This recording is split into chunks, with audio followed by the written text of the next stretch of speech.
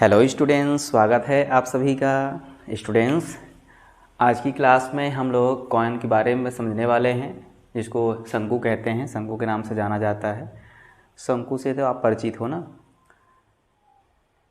शंकु आइसक्रीम खाते हो, शंकुआकार के आकृति का शेप में दिया जाता है आपको। चना मुर्रा खाते हो और भी बहुत सारी चीज़ें खाते हो, है ना। शंकु के आकार का होता है ना, ठीक है। और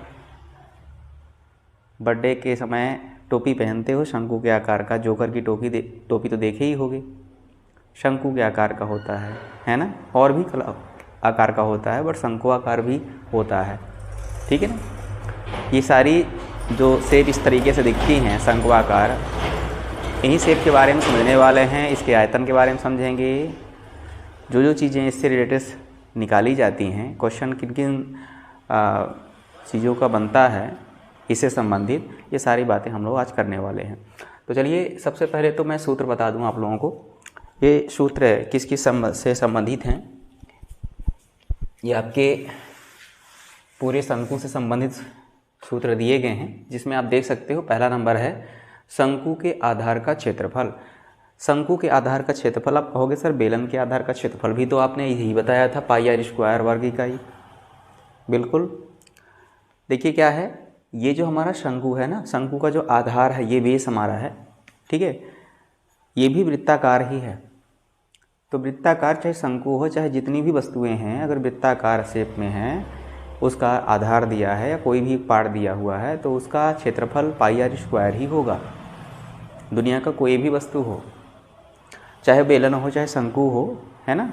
ये सारी जितनी भी वस्तुएं हैं, और भी होती हैं, बहुत सारी वस्तुएं हैं, वृत्त है, ठीक है, सबका एक ही सूत्र होगा, पाई आर स्क्वायर।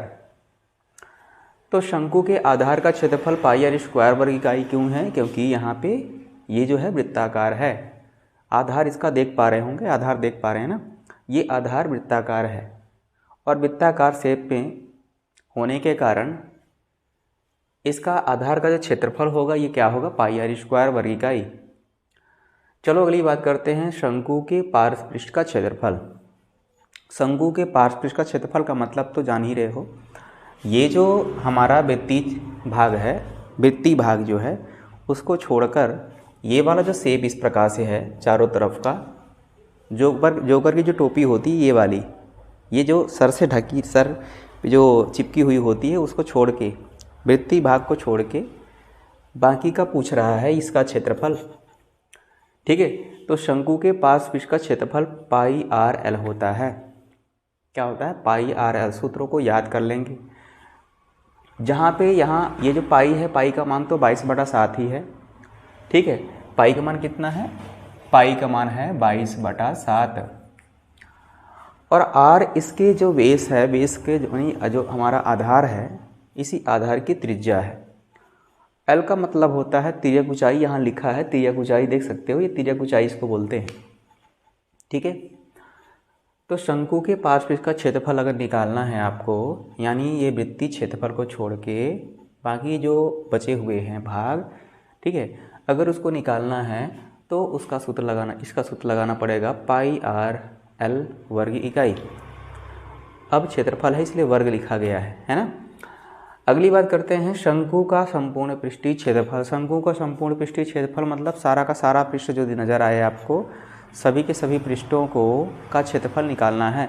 यानी जो पार्श्वीय पृष्ठ है, जो पार्श्व पृष्ठ इस तरीके से है, और जो नीचे वाला वृत्तीय पृष्ठ है, दोनों का जुड़ा हुआ रूप, दोनों का संयुक्त रूप की बात कर रहा है। यानी पार्श्व पृष्ठ का क्षेत्रफल पाई आर एल, और जो वृत्तीय भाग है, आधार का क्षेत्रफल को आप जोड़ दोगे दोनों को ना, तो जो सूत्र बनेगा, जो फार्मूला बनेगा आपका, वो होगा शंकु के संपूर्ण पृष्ठ का क्षेत्रफल।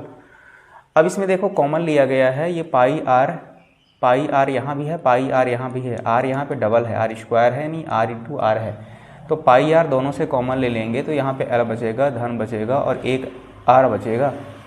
तो ये ना लिखकर आप सूत्र इसको ले लेना, ये वाला सूत्र का यूज करना, वर्ग इकाई, ठीक है। अगली बात करेंगे शंकु का आयतन। शंकु का आयतन मतलब जो इसमें स्पेस है, वॉल्यूम क्या है इसका। वॉल्यूम निकालने के लिए वॉल्यूम निकालने के लिए सूत्र लगाते हैं 1/3 और जो आधार होता है आधार का क्षेत्रफल के साथ ऊंचाई का गुणा कर देते हैं। यानी इसका सूत्र बन जाएगा 1/3 गुणा आधार का क्षेत्रफल, नीचे जो आधार है पाई आर स्क्वायर ना, आधार का क्षेत्रफल और गुणा ऊंचाई, कितना ऊंचा शंकु है। ये वाली ऊंचाई, तिर्यक ऊंचाई की बात नहीं कर रहे हैं, ये वाली ऊंचाई की बात कर रहे हैं, सीधी सीधी लंबवत ऊर्ध्वाधर ऊंचाई। ठीक है, तो 1/3 आधार का क्षेत्रफल गुणा ऊंचाई होगा। 1/3 सेम रहेगा, पाई आधार का क्षेत्रफल तो पता है पाई आर स्क्वायर होता है, एच को और ऊंचाई को एच लिखेंगे, तीनों को गुणा कर देंगे। हम इसको प्रकाश सूत्र लिख सकते हैं 1/3 पाई आर स्क्वायर एच घन इकाई। आयतन को तो घन लिखा जाता है ना, ठीक है। अच्छा चलो अगली बात करते हैं, ये शंकु की तिर्यक ऊंचाई। शंकु की तिर्यक ऊंचाई का मतलब ये कर्ण की बात कर रहा है। अगर यहाँ पे हम समकोण त्रिभुज लें तो ये हमारा लंब होगा, ये आधार होगा और ये क्या होगा, कर्ण होगा। यहाँ पे पाइथागोरस नियम लगा है जो ट्रिग्नोमेट्रिक चैप्टर में आपने पढ़ा था। पाइथागोरस में देखेंगे तो ये अगर समकोण त्रिभुज है तो आपको पता होना चाहिए कि कर्ण का स्क्वायर बराबर लंब का स्क्वायर धन आधार का स्क्वायर होता है ना। तो कर्ण तो हमारा यहाँ पे एल है स्क्वायर, लंब का मान हमारा तो हमारा क्या है, एच है, एच का स्क्वायर। आधार हमारा क्या है, आधार ये देखो यहाँ से यहाँ तक आधार है, आधार यानी हमारा आर त्रिज्या स्क्वायर। एल का मान निकालेंगे, संबंध सूत्र इसको आप याद रखना। इस सूत्र के माध्यम से अगर आपके पास तीनों में से दो मान दिए गए हैं, तीसरा निकालना है तो बिल्कुल इसको रख के बना सकते हो ना। एल का अगर मान निकालना है तो एच और आर होना चाहिए आपके पास। अगर एच का मान निकालना है तो आर एल का मान होना चाहिए, आर का मान निकालना है तो एच और एल का मान होना चाहिए, ठीक है ना। तो एल का अगर सूत्र बनाना है, तिर्यक ऊंचाई निकालनी है तो स्क्वायर हटाओगे तो करने लगता है, आपको तो पता है ना सारी बात। यानी शंकु की तिर्यक ऊंचाई एल बराबर क्या हो जाएगा, √एच स्क्वायर धन आर स्क्वायर होगा, ठीक है। अगली बात करेंगे शंकु के आधार का व्यास। भाई चूंकि आधार हमारा कैसा है, वृत्ताकार है, तो वृत्ताकार आधार का जो व्यास होगा, व्यास तो यहाँ से यहाँ पूरी मानी जाती है ना, ये पूरी यहाँ से ये पूरा, ये यहाँ से यहाँ तक व्यास होता है। डायामीटर जो हमारा होता है रेडियस का क्या होता है, दुगुना होता है। मतलब हमारा जो व्यास होता है ये त्रिज्या का दुगुना होता है ना। तो त्रिज्या हमारा आर है तो ये कितना हो जाएगा, इधर भी आर हो जाएगा, आर धन आर 2r। यानी हमारा जो है व्यास क्या होगा, 2r लिखोगे, 2 गुणा त्रिज्या, क्या लिखोगे, 2 गुणा त्रिज्या, ठीक है। तो इस तरीके से ये जो शेप है हमारा शंकु है, और शंकु के बारे में हमने अभी तक देखा कि सूत्र किस प्रकार से बने हुए हैं, और इन सूत्रों की मदद से हम लोग आगे से सवालों को सॉल्व करेंगे, कुछ उदाहरण के प्रश्नों को हल करेंगे, इसके बाद फिर प्रश्नावली के सवालों को सॉल्व करेंगे। तो पहले तो आप इसको अच्छे से याद कर लीजिए, समझ लीजिए, इसके बाद प्रश्न पर जाइए।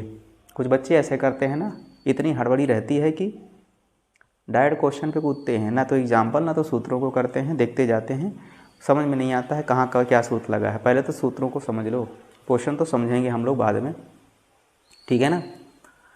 और रटना तो बिल्कुल नहीं, सूत्रों को याद करते जाना, समझ के याद करना, रटना नहीं है।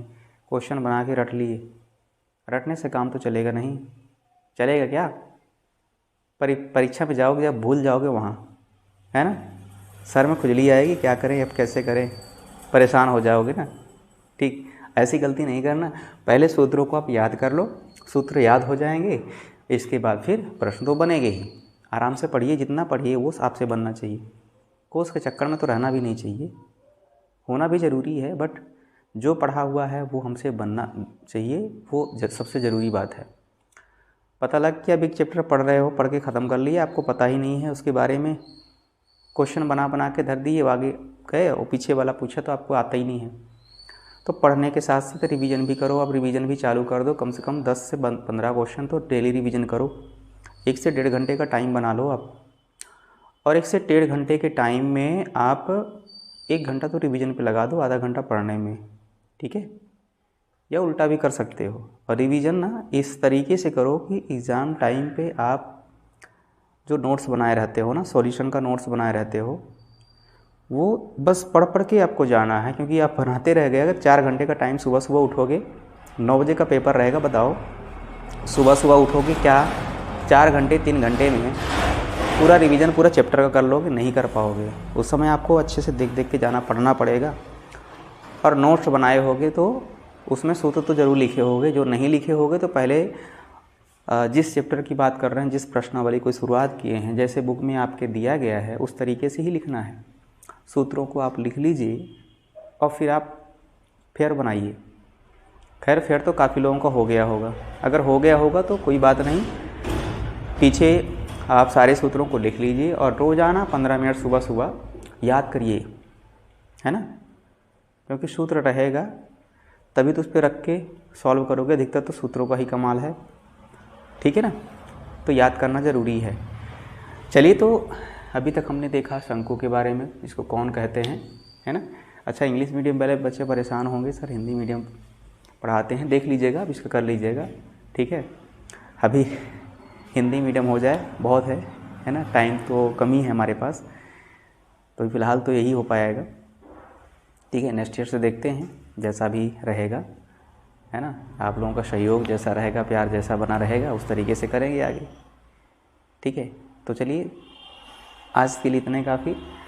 अगले क्लास में हम लोग देखेंगे प्रश्नों को कि किस किस टाइप के प्रश्न बनते हैं इनसे और कैसे सॉल्व करना है, ठीक है।